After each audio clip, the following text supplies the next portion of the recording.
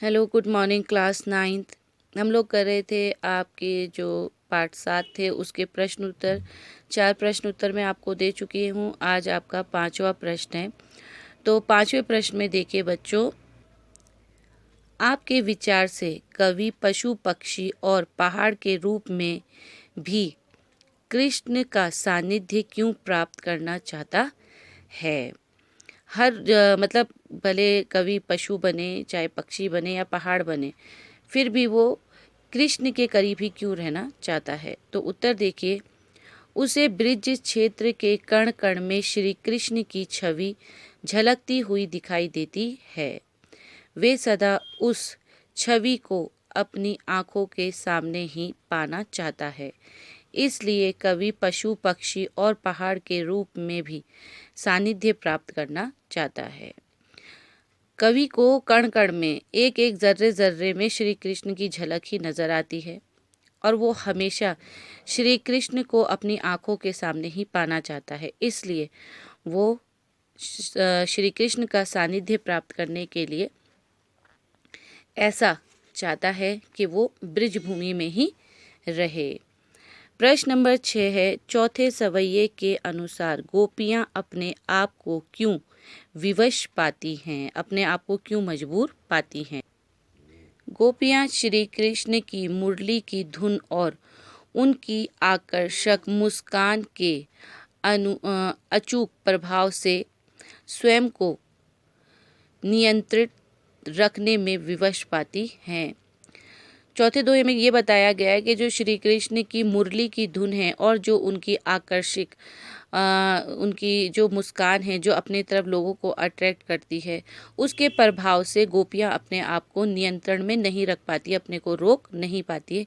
इसलिए वो विवश हो जाती हैं, इसलिए वो मजबूर हो जाती हैं। प्रश्न नंबर 7 है, भाव स्पष्ट कीजिए। जैसे क आपका दिया है, कोटिक ए कलधोत के धाम, करिल के कुंजन ऊपर वार। इस दोहे का इस जो सवैये का मतलब है, इस लाइन का, वो क्या है। उत्तर है, रसखान ब्रज क्षेत्र की कांटों भरी करिल की झाड़ियों को सुंदर महलों से श्रेष्ठ मानते हैं और उन्हें ही पाना चाहते हैं ताकि श्री कृष्ण के क्षेत्र के प्रति उनके अपने प्रेम और निष्ठा को प्रकट कर सके। श्री कृष्ण ब्रिज में जो कांटे वाली झाड़ियां हैं, उन झाड़ियों को महलों से भी ज़्यादा प्यार करते हैं और वो इसलिए कि ताकि वो अपना प्रेम श्री कृष्ण के लिए दिखा सके।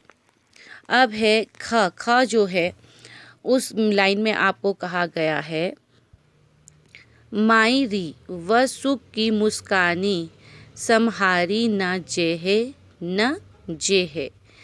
इसका भाव है, गोपियां श्री कृष्ण के मुख की मंद मंद मुस्कान पर इतनी मुग्ध हो चुकी हैं कि वे अपने मन की अवस्था को नियंत्रण में रख ही नहीं सकती।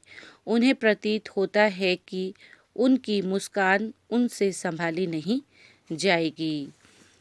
गोपिकाएं कहती है, जो श्री कृष्ण की मुस्कान है वो हमसे संभाली नहीं जाएगी।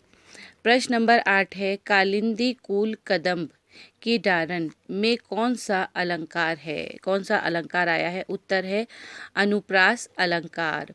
प्रश्न नंबर 9 है, काव्य सौंदर्य स्पष्ट कीजिए। या मुरली मुरलीधर की अधरान धरी अधराना धरोगी। इसमें गोपी क्या कह रही है। गोपी के हृदय में श्री कृष्ण की बांसुरी के प्रति सौतन का भाव है। जो गोपी है वो बांसुरी को, जो श्री कृष्ण अपने होठों से लगाए रहते हैं, उसको अपनी सौतन की तरह देखती है। गोपियां श्री कृष्ण की प्रत्येक वस्तु को अपनाना चाहती है, पर अपनी सौतन रूपी बांसुरी को होठों पर नहीं रखना चाहती।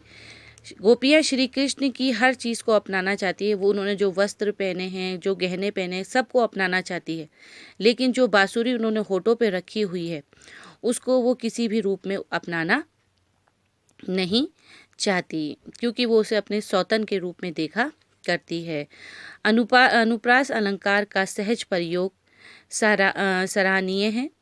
ब्रज भाषा की कोमलता, कांत शब्दावली की सुंदर योजना की गई है। इसमें अनुप्रास अलंकार का प्रयोग किया गया है और जो ब्रज भाषा के शब्दों का इस्तेमाल किया गया है वो बड़े ही खूबसूरत तरीके से रसखान जी ने इस सवैये में प्रस्तुत किया है। तो बच्चों, आज आपके इसके प्रश्न उत्तर खत्म हो गए। तो उम्मीद करती हूँ आप लोग अपने ये प्रश्न उत्तर पूरे करके हमें ज़रूर व्हाट्सअप कर देंगे। तब तक आप लोग घर पे रहिए, सेफ रहिए। तब तक के लिए खुदा हाफिज़।